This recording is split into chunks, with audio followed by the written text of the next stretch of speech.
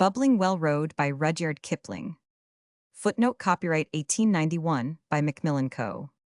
Look out on a large scale. Map the place where the Chenab River falls into the Indus 15 miles or so above the hamlet of Chachurin, 5 miles west of Chachurin, lies Bubbling Well Road, and the house of the Gossain or priest of Ardigoth. It was the priest who showed me the road.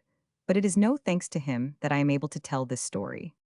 5 miles west of Chachurin is a patch of the plumed jungle grass that turns over in silver when the wind blows from 10 to 20 feet high, and from 3 to 4 miles square in the heart of the patch hides the Gossain of Bubbling Well Road. The villagers stone him when he peers into the daylight, although he is a priest, and he runs back again as a strayed wolf turns into tall crops. He is a one-eyed man, and carries burnt between his brows the impress of 2 copper coins. Some say that he was tortured by a native prince in the old days, for he is so old that he must have been capable of mischief in the days of Run.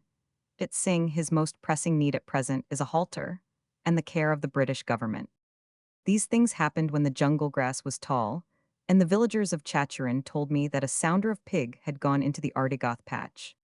To enter jungle grass is always an unwise proceeding, but I went partly because I knew nothing of pig hunting, and partly because the villagers said that the big boar of the sounder owned long tushes. Therefore, I wished to shoot him in order to produce the tushes in after years and say that I had ridden him down in fair chase.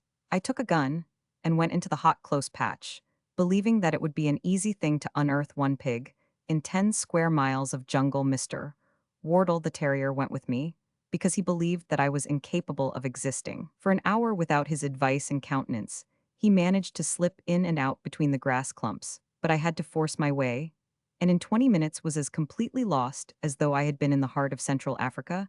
I did not notice this at first till I had grown wearied of stumbling and pushing through the grass, and Mr. Wardle was beginning to sit down very often and hang out his tongue. Very far there was nothing but grass everywhere, and it was impossible to see 2 yards in any direction. The grass stems held the heat exactly as boiler tubes do.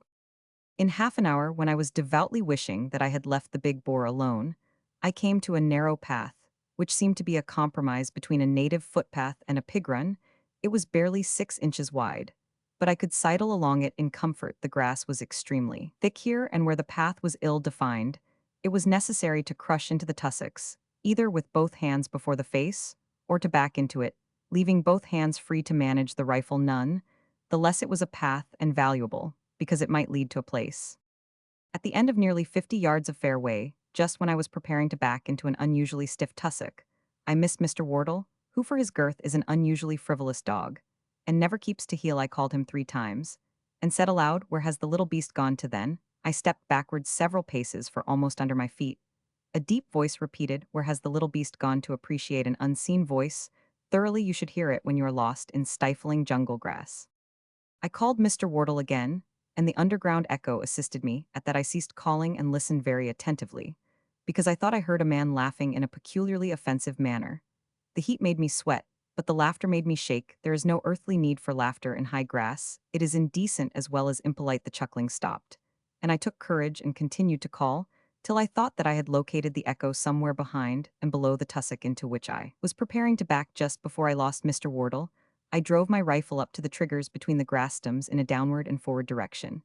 Then I waggled it to and fro, but it did not seem to touch ground on the far side of the tussock, as it should have done. Every time that I grunted with the exertion of driving a heavy rifle through thick grass, the grunt was faithfully repeated from below, and when I stopped to wipe my face, the sound of low laughter was distinct beyond doubting.